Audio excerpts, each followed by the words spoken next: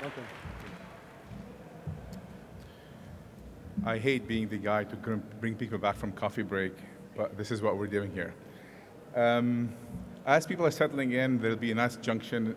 Today, one, I'm really honored to be here, so thank you for having me. Thanks, Rahul, and everybody who organized this. It's fantastic. Today is going to be a bunch of threes in what I'm doing today. So 3 things I'm going to cover: IDEaS, who we are, what are we doing in terms of addressing the call of the moment for the defense industrial strategy, and then what next. And so really I want to begin by saying that I wish I could be here to read an article that I wrote, but I won't, but I have a video, which is just as good. And maybe before I start, just to kind of frame what we're here to talk about today. Launch is now being treated as a sovereign capability, and that changes the question that we address. It's no longer should Canada participate, but really how do we build and sustain a capability here at home? And that's what I want to speak to you today. Canada's defense industrial strategy reflects this shift. There's a clear emphasis on developing, testing, and sustaining critical capabilities domestically. In that context, launch is foundational.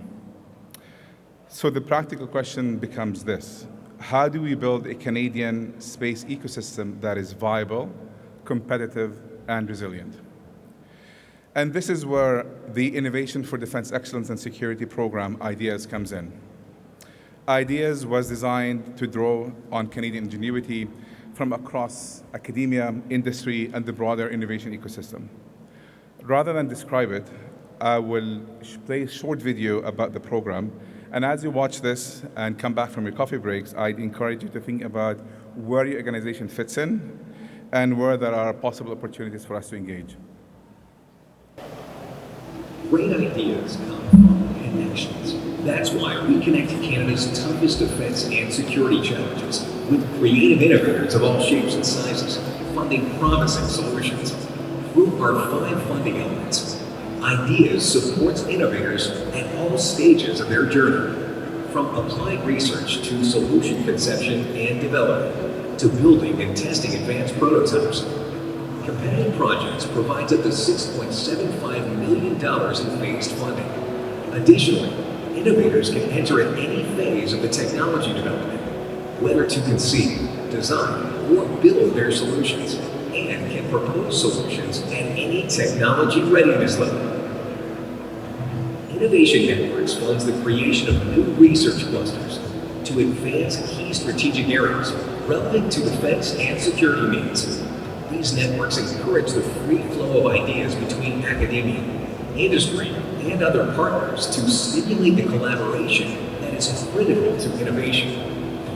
Contests are an exciting way to find the best solutions. By rewarding the most innovative approaches, innovators compete against their peers while propelling their research and development. Sandboxes give innovators the opportunity to demonstrate their concepts and prototypes in front of defense scientists, experts, and potential end users. In turn, they receive valuable feedback to customize solution development.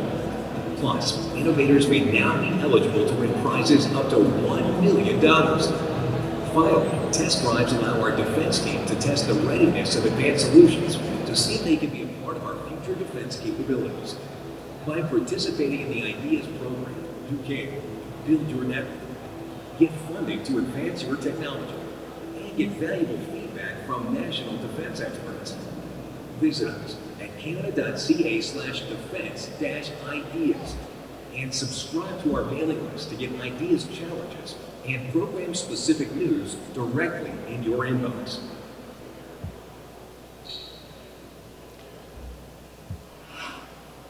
Awesome. So what the video shows is the range of pathways IDEaS supports. But pathways alone aren't the hard part. The hard part is connection.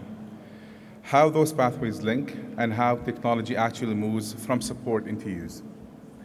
That's where we've been placing more emphasis. Working more closely with end users, designing challenges with application in mind, thinking earlier about how technologies move beyond development.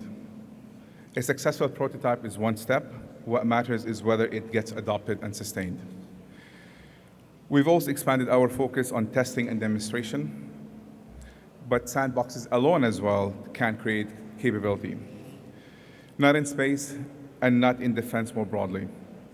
The challenge is the gap between testing something successfully and deploying it at scale. And we've heard that conversation earlier in the panel just before the break.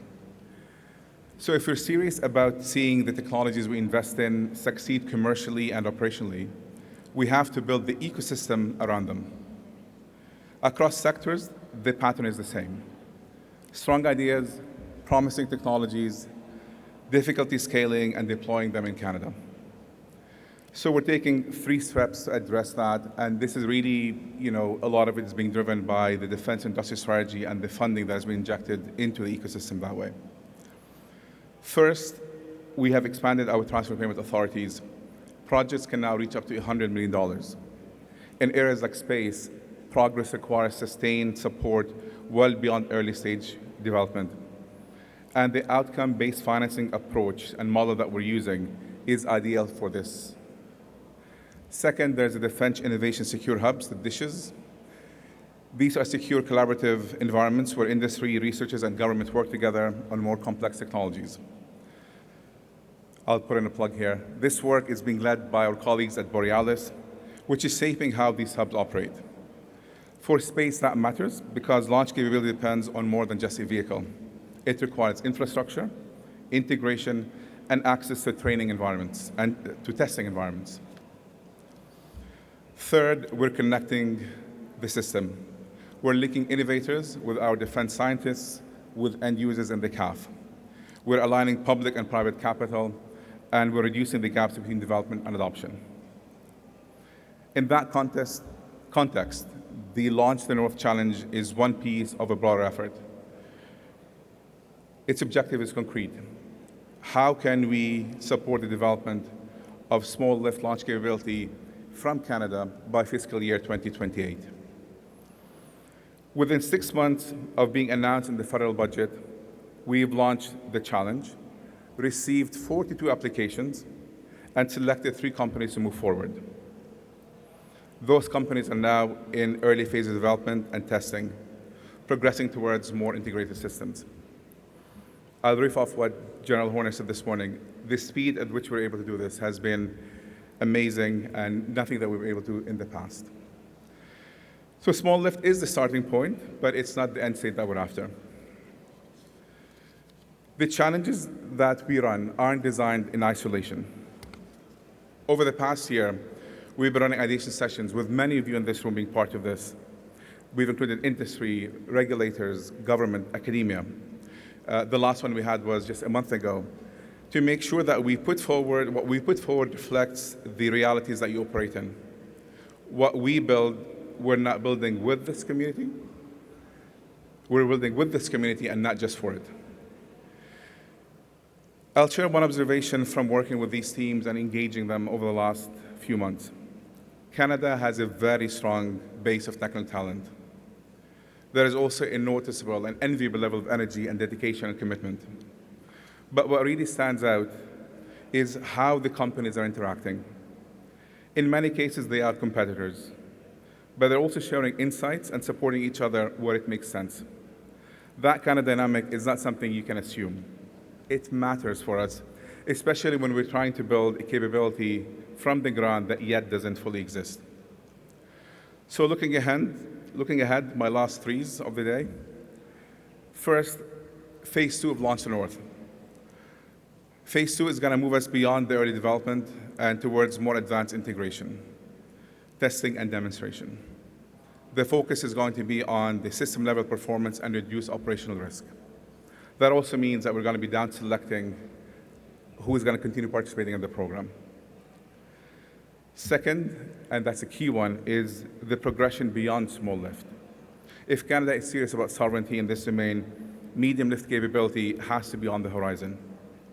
Not as a separate effort, but really as the next step from the work that is already underway and where everybody has crystallized their efforts so far under Launch North. Third, there is the broad ecosystem piece. Low Earth orbit capabilities, space-based data, enabling technologies, payloads.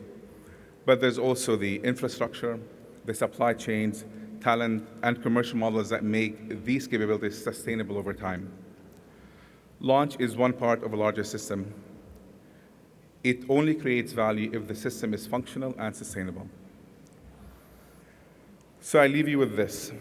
Canada has the talent. Canada has the ideas. Now Canada has the momentum. The work in front of us is translating that into capability, built, use, and sustain here. Through IDEaS, that's the work we're doing. Phase 2 of Launch North is coming forward in the few months ahead. And that work follows across Launch and the broader space ecosystem. Will continue to be shaped with this community. If your organization has something to contribute to any of this, please find us, engage with us. This is really how we operate. This is how we get from ambition to capability. Thank you and enjoy the rest of the conference.